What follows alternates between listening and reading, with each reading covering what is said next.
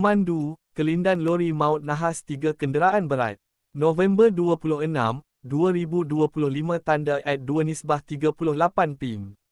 Mua, pemandu dan kelindan maut selepas tersepit dalam nahas membabitkan 3 kenderaan berat di kilometer 129.9, Lebuh Raya Utara Selatan, arah selatan, dekat Yong Peng awal pagi tadi.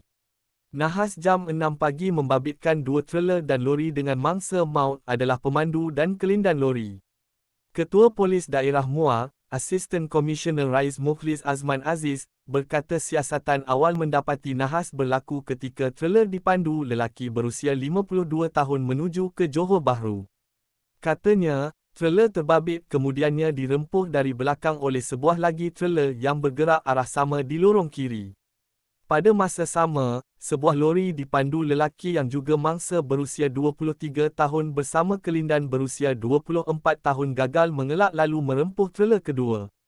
Rempuhan itu menyebabkan trailer kedua terbabas ke dalam longkang di bahu kiri jalan.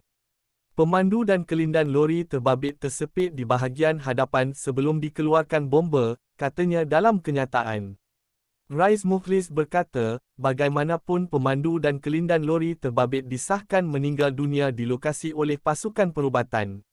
Menurutnya pemandu trailer pertama tidak cedera, manakala pemandu trailer kedua hanya cedera dan menerima rawatan di klinik kesihatan Yong Peng.